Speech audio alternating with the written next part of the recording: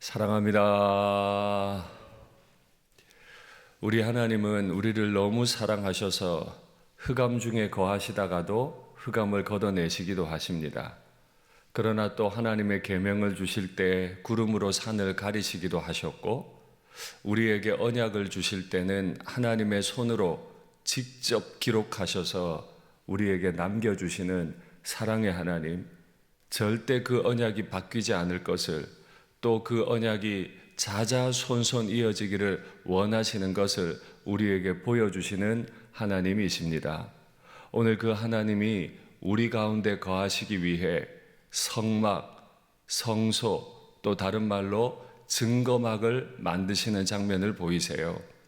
모세에게 미리 십계명 내용을 알려주셨고, 또 이제 산 위에서 십계명을 돌판에 직접 새겨주시기 위해 올라오라고 하셨을 뿐만 아니라 그 십계명 외에 가장 먼저 주신 언약은 하나님이 거하시는 자리 성소에 관한 것이었습니다.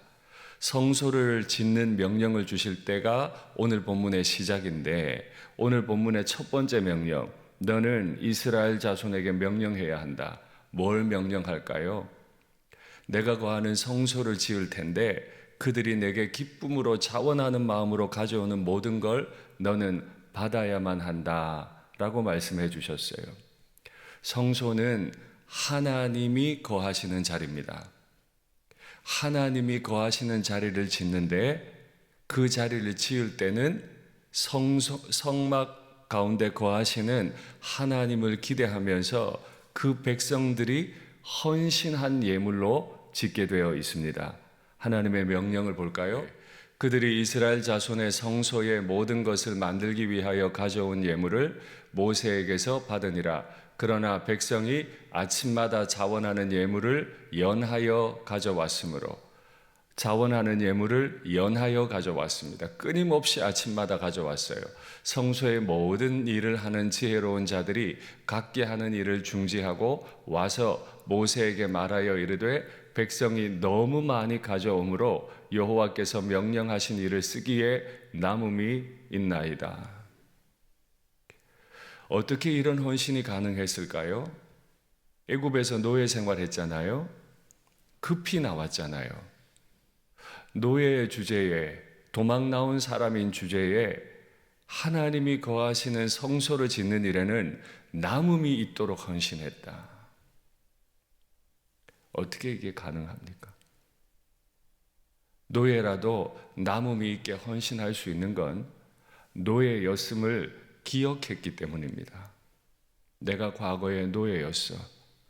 하나님이 구원하셔서 내가 자유인이 됐어. 이제 나는 가나안에 들어가게 될 것이다. 하나님의 은혜였다. 이걸 기억했기 때문에 아침마다 연하여 가져올 수 있었고 남음이 있게 되었다. 이제 곧 추수절이죠. 어떤 예물을 주님 앞에 드리기 원하세요? 기억하셔야 해요. 올 한 해 하나님이 우리 가정에, 우리 교회에 베푸시는 은혜가 어떤 것이었는지 기억하셔야 돼요. 크신 하나님이 흑암 가운데도 거하셨다가, 청명한 하늘같이도 거하셨다가, 십계명 돌판을 새기실 때 당신의 손가락으로 친히 새겨주신 그 하나님의 은혜를 기억하고 기억해야 돼요. 기억 가운데 하나님이 기뻐하시는 예물을 드릴 수 있어요. 현실적으로 이렇게 많은 예물 가져올 것을 모세는 몰랐을 거예요. 그런데 하나님이 뭐라고 말씀하셨냐면, 나에게 기쁨으로 가져오는, 자원하는 모든 것을 너는 받아야 한다.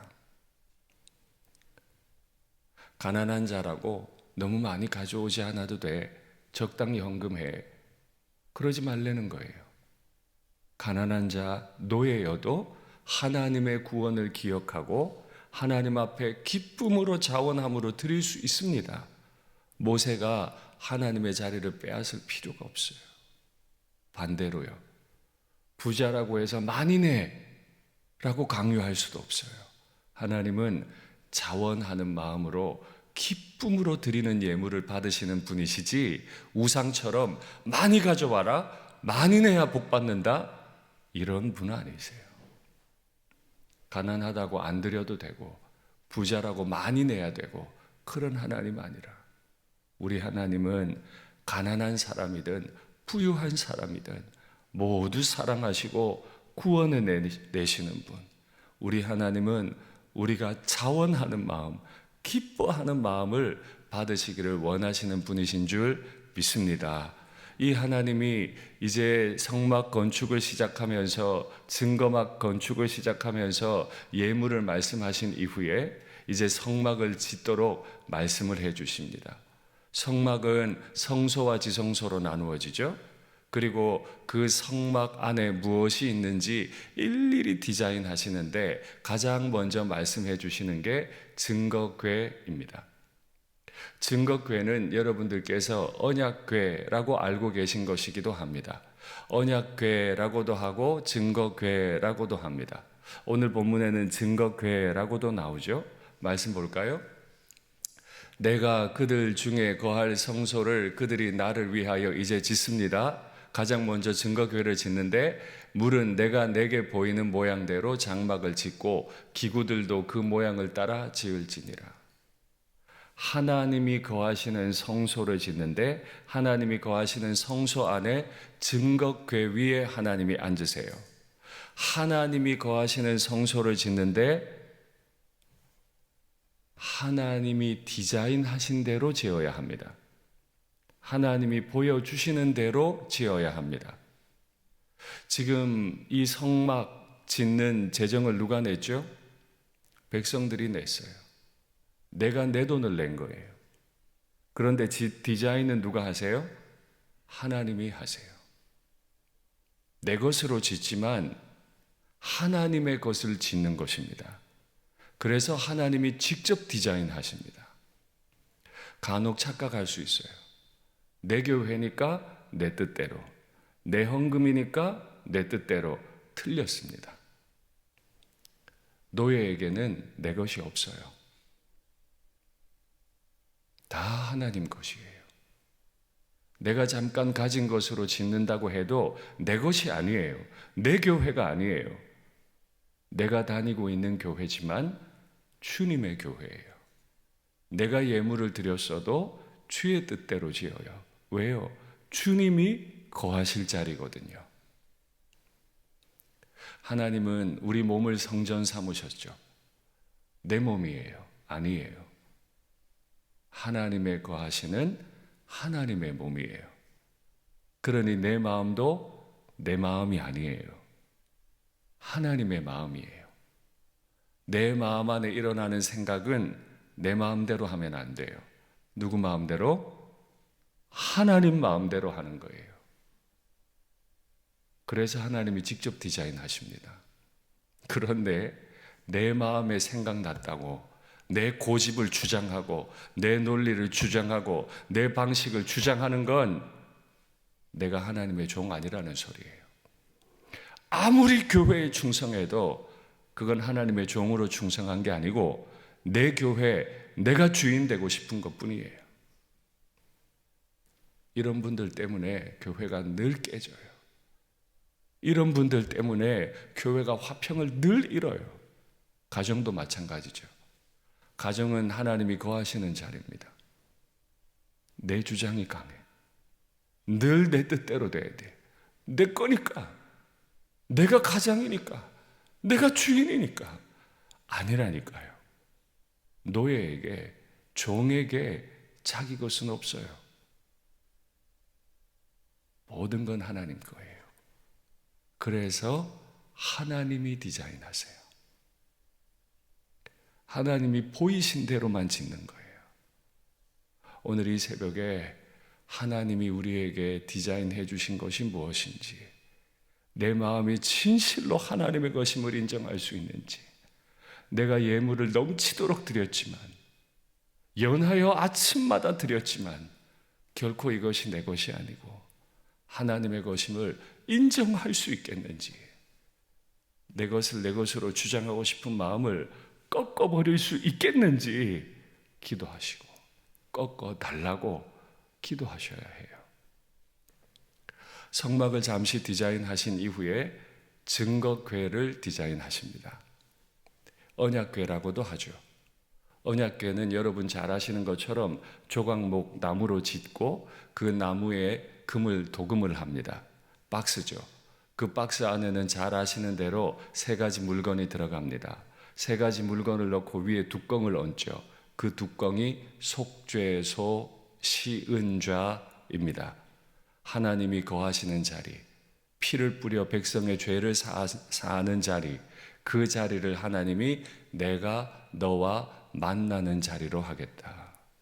그런데 그 만나는 자리를 보호하시기 위해서 천사 날개 2개를 양쪽 끝에 짓게 하세요. 그 짓는 것도 다 순금으로 짓습니다. 그 2 날개 자리 사이, 거기서 하나님은 우리를 만나실 텐데, 다윗이 성막을 지을 준비를 하면서 이 언약궤 그 위 속죄소에 대해서 이런 표현을 사용합니다. 나는 여호와의 언약궤 곧 우리 하나님의 발판을 봉안할 성전을 건축할 마음이 있어서 건축할 재료를 준비했다. 다윗이 볼 때 이 하나님의 언약궤는 하나님의 발판이에요. 이게 핵심인 거예요. 왜 성막을 지었어요? 하나님이 발판이 필요해서. 왜 하나님이 발판이 필요했죠? 그 백성들 가운데 좌정하시려고. 얼마나 저는 좋은지 몰라요.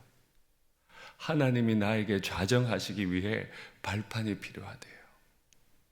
그 발판이 필요하대요. 하나님이 내게 오시면 좋겠어요. 그런데 하나님은 우리를 성전 삼고 내 마음을 발판 삼고 이미 내 마음 안에 계심을 믿습니다.